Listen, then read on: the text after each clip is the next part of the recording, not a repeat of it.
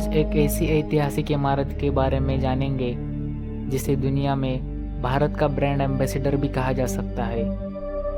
दुनिया के 7 अजूबों में शुमार इस प्यार के निशाने को देखने हर साल लगभग 30 लाख से भी ज़्यादा सैलानी आगरा आते हैं। विदेश से भारत घूमने आए पर्यटक और सेलिब्रिटीज की भी ताज ही सबसे पहली पसंद मानी जाती है।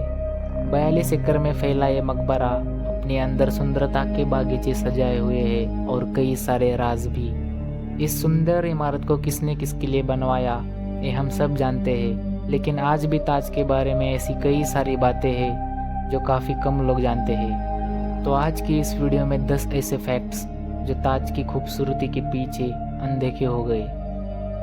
फैक्ट नंबर 10, मुमताज़ जो शाहजहां के 14वें बच्चे को जन्म दे रही थी, उनकी तबीयत अचानक बिगड़ गई और 17 जून 1631 में उनकी मृत्यु हो गई। शाहजहां के दरबारी इतिहासकार इनायत खान अपनी किताब शाहजहां नामा में लिखते हैं, इस खबर का शाहजहां पर बहुत बुरा असर हुआ। वो इतने दुखी हो गए थे कि पूरे 1 हफ्ते तक ना वो अपने कक्ष से बाहर आए, ना ही उन्होंने राजपाट के किसी ही काम में हिस्सा लिया। उन्होंने संगीत सुनना, गाना और अच्छे कपड़े पहनना सब कुछ छोड़ दिया था। लगातार रोने की वजह से उनकी आंखें कमज़ोर हो गई थी। इस घटना से पहले उनकी दाढ़ी और मूंछ में इक्का दुक्का ही सफ़ेद बाल हुआ करते थे, जिन्हें वो अपने हाथ से तोड़कर फेंका करते थे। लेकिन कुछ ही दिनों के भीतर उनकी 1/3 दाढ़ी सफ़ेद हो गई। मृत्यु से पहले अंतिम क्षणों में जब मुमताज़ काफ़ी कमज़ोर हो गई थी, तो उन्होंने बादशाह से एक वादा करवाया कि उनकी याद में एक सुंदर मकबरा बनवाए जो दुनिया में कहीं ना हो।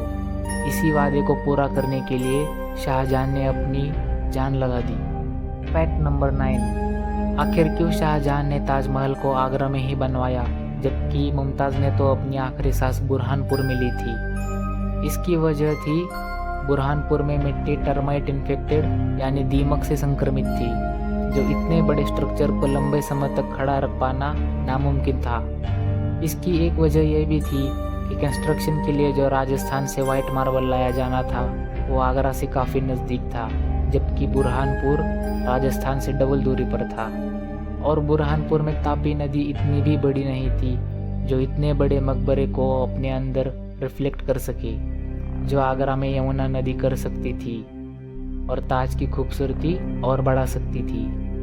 फैक्ट नंबर 8, ताजमहल बनवाने का काम सन 1631 में उस्ताद अहमद लाहौरी की देखरेख में शुरू हुआ। लगभग 1000 हाथियों की मदद से वाइट मार्बल को राजस्थान के मकराना से आगरा लाया गया। ताज की दीवार पे जो नक्काशी है उसकी तकनीक इटली के कारीगरों से सीखी गई थी। संगमरमर को तराशने वाले कारीगर उज़्बेकिस्तान के बुखारा से लाए गए थे। ताज की दीवार पे की जाने वाली कैलीग्राफी के लिए सीरिया और ईरान से कारीगर आए थे। टाइल्स को लगाने वाले कारीगर दक्षिण भारत और पत्थर की कटाई के लिए कारीगर बलूचिस्तान से आए थे। आप ये कह सकते हैं कि ताज के निर्माण के लिए कारीगरों और विशेषज्ञों को हीरे की तरह चुना गया था, ताकि दुनिया के माथे पर ताज की चमक किसी मोती जैसे हो। इस आलीशान इमारत के लिए 20,000 कारीगरों ने दिन रात पसीना बहाया, वो भी 1-2 नहीं बल्कि 22 सालों तक, और सन 1653 में ताज बनकर तैयार हुआ।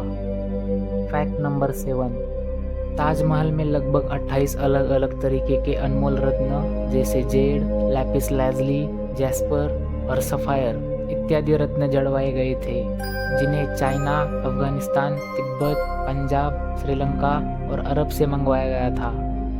लेकिन 150 साल बाद जब मुगलों का पतन हुआ, तब 1803 में अंग्रेज जनरल लेक का आगरा पर कब्जा हो गया। इसके साथ ही ताज के दीवारों में जड़े मूल्यवान रत्न, कालीनें और वॉल हैंगिंग्स गायब होने लगी। इस दौरान यह अफवाह भी उड़ी कि 1830 के दरमियान ब्रिटिश जनरल विलियम बेंटिंक ने ताज को गिराकर उसका संगमरमर नीलाम करने के बारे में सोचा। 1857 के विद्रोह के दौरान ब्रिटिश सैनिकों ने बहुत सारे मुगल इमारतों को नुकसान पहुंचाया। उनमें से एक था मुमताज़ महल के पिता आसफ खान का महल, लेकिन ताजमहल किसी तरह सुरक्षित बचा रहा।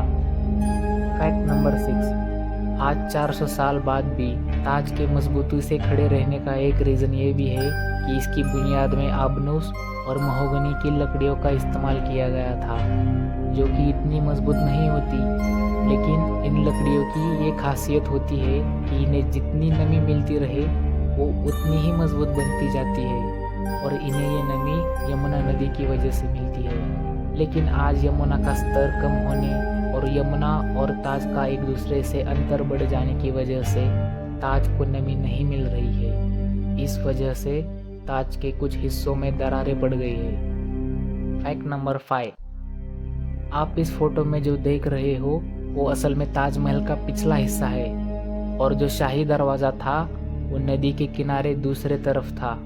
मुगल काल में ताज तक पहुंचने का नदी ही मुख्य रास्ता थी, जहां से शाहजहां और उनके शाही मेहमान नाव से ताज आया करते थे। नदी के किनारे बड़ा सा चबूतरा था जहां मेहमान उतरते थे, लेकिन जैसे जैसे समय बीतते गया वो चबूतरा नष्ट हो गया। फैक्ट नंबर 4, ताज की चारों तरफ जो मीनारें हैं वो असल में सीधी नहीं है, वो कुछ डिग्री में बाहर की तरफ झुकी हुई है, क्योंकि भविष्य में कभी भूकंप जैसी आपदा आई तो मीनारें बाहर की तरफ गिरे और मुख्य मकबरे को कुछ भी नुकसान ना हो। और तो और ताज का चबूतरा भी काफ़ी ऊंचाई पर बनाया गया था, क्योंकि अगर यमुना में कभी बाढ़ आई तो ताज सुरक्षित रहे। देखा दोस्तों, हर छोटी से छोटी चीज़ का कितना बारीकी से ध्यान रखा गया था। फैक्ट नंबर 3, द्वितीय विश्व युद्ध और भारत पाकिस्तान युद्ध के समय आर्कियोलॉजिकल सर्वे ऑफ इंडिया ने ताज के चारों तरफ बांस का घेरा बनाकर उस पर हरे रंग की चादर ढक दी थी, ताकि हवाई हमले में ताज दिखाई ही ना दे और बच जाए। ये शायद शाहजहां और मुमताज़ के बेपनाह प्यार की ही ताकत थी जिसने ताज को हर मुश्किलों से बचा लिया। फैक्ट नंबर 2, सन 1631 में जब मुमताज़ ने अपनी आखिरी सांस ली तब उन्हें वही बुरहानपुर में तापी नदी के किनारे दफनाया गया था। 6 महीने बाद उनके शव को आगरा लाया गया और 8 जनवरी 1632 को उन्हें यमुना किनारे फिर से दफनाया गया। और जब 22 साल बाद ताज बनकर तैयार हुआ तब मुमताज़ को आखिरी बार ताज के मुख्य मकबरे में दफनाया गया।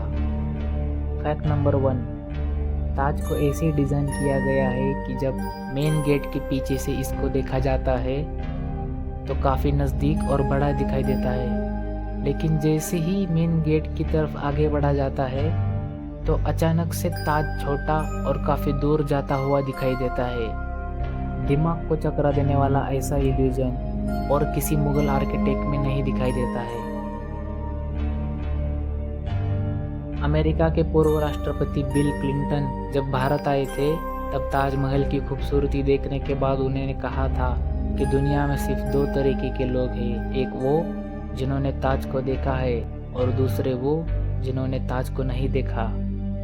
शाहजहां ने अपने प्यार के लिए ताजमहल बनवाया, लेकिन कुछ ही सालों में उनके ही बेटे औरंगजेब ने उन्हें बंदी बनाया।